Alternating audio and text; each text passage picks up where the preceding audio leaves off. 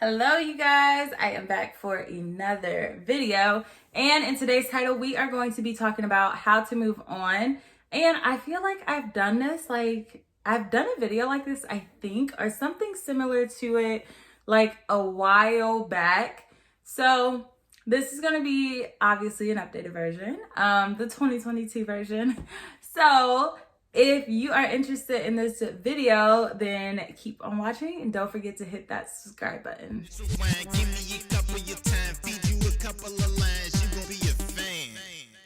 Even if you like it or not. Like everything else on my channel, it is, it tends to be more relationship based. I just enjoy talking about relationships.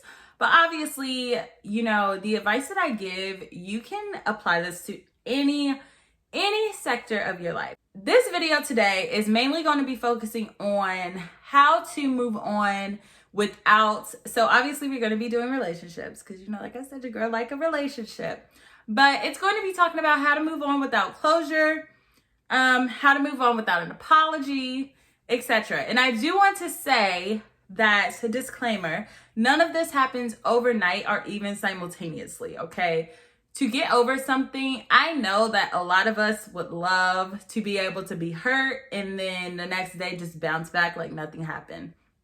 Unfortunately, that is not the way it works. I think my camera's crooked. And, the healing journey is, one, it is special and it is unique to every individual, but two, it takes a while. So, I don't want you to see this video and think like, oh, I can do these tips for one day or 1 week or 1 month even, and I'll be good. I'll be back. I'll be back ready to run the streets.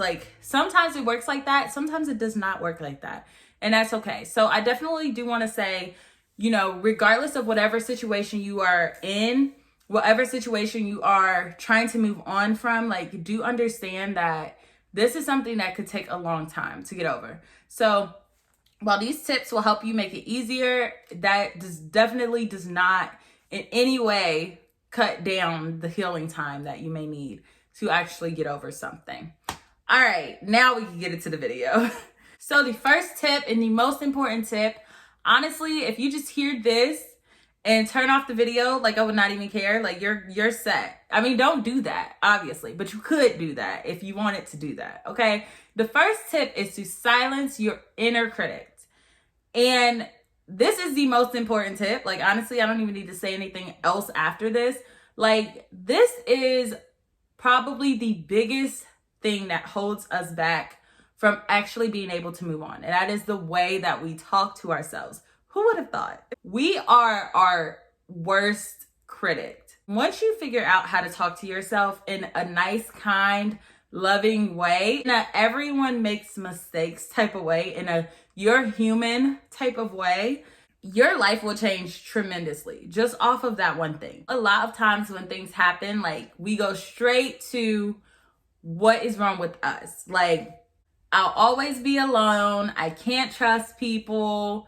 No one's gonna love me. One of the ways to figure out, to stop that inner critic, is to figure out where that voice is coming from. Because a lot of times, 9 out of 10, that voice is not something that has derived from yourself. And it's so crazy because it's we could have had an experience a long time ago, and something that they said about us clicked in our minds, and it has us thinking oh, I'm unlovable. One person told you were unlovable, and that was 16 years ago, and it stuck in your head and you believed it to be true. So, you really need to figure out, one, where that voice is coming from. Two, if you took the things, honestly do this. Make a list of all the negative things that you think about yourself, right? And then look at that list and be okay, who said this to me? Where did I get this from? What experience led me to have this belief about myself? Because we do not get that. We do not get those negative opinions from ourselves. And most times it comes from the experiences that have happened to us. So really take a pen and a paper, write down every negative thing you think about yourself and be what actually came from me? and see how many of those you get. The next tip on how to move on, and this one is also very important. A lot of times when we are in a relationship with someone, you know, us women, we love potential. We love being able to just foster up some good potential out of somebody. And we also tend to get in a relationship, you know, and then think longevity, long term down the road. We already know what our wedding dress is looking like, who's on the guest list, what type of music we're coming out to and dancing to.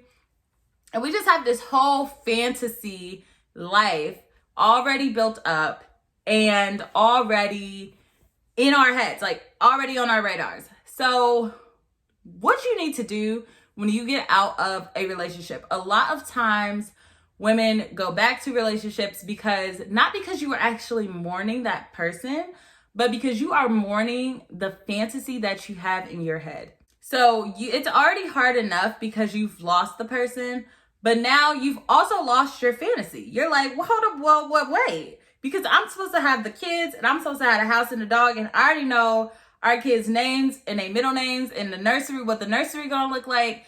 Like you just already had your whole life planned out. And so when the relationship starts to end, or you feel like there's some type of tension in the relationship, you're gonna fight for it 50 times harder because you've already seen your future with this person, and that's it. Like that is your future. Like that's it. So one of the first things you need to do before you even mourn the person is to mourn that fantasy. Okay, it is, just let it go. It's not gonna happen. Have a funeral for the fantasy, because it is gonna hurt, especially once your inner critic starts popping in. Okay, you're not gonna get the marriage. That's what you're like. Now your inner critic's coming in. Oh, you're out of this relationship. Okay, you're never gonna have kids.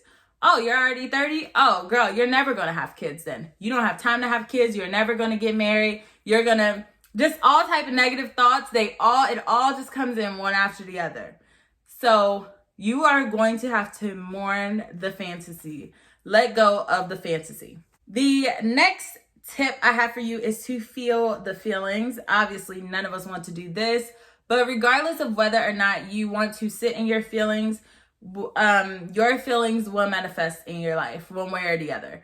So the way that you feel about some situations, if you never deal with it, it will trickle down into every other aspect of your life, and it will stir up problems elsewhere. So if you're not the type of person to, sit on the couch and cry your eyes out, obviously I'm not saying you have to do that, but if you're going to feel anger towards the relationship that you never addressed, then another situation is going to pop up and you might be feeling extra anger for that situation that doesn't even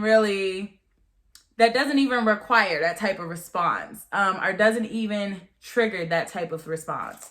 So if you choose to not face your feelings head on now, it will show up somewhere else in your life.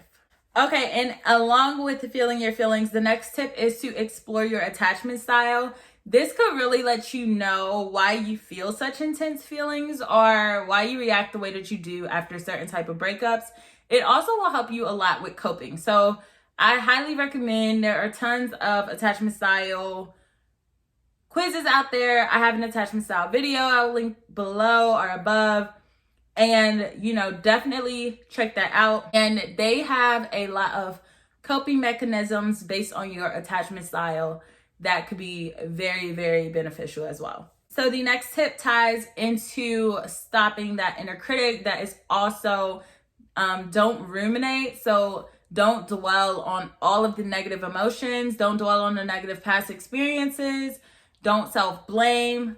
Don't keep bringing it up in your head. And I know, I have been in relationships or gotten out of relationships where as soon as it ended, you just start replaying every bad thing that ever happened. And you're like, oh, if I reacted like this, then this wouldn't have happened. Or if I did this, then this wouldn't have happened. Or when this happened, I should have did this. I shouldn't, regardless of what you coulda, woulda, shoulda did, it's done.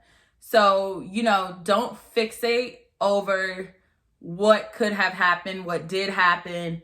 Just try to pick up the pieces and move forward. The next two tips kind of go hand in hand, so I am going to combine them. And that is to create distance And also accept what happened, even if you do not get an apology or any closure. And this can be very, very hard for people to move on. If they feel like they are owed an apology or owed some type of closure, sometimes it's hard for them to just close that door and let it go.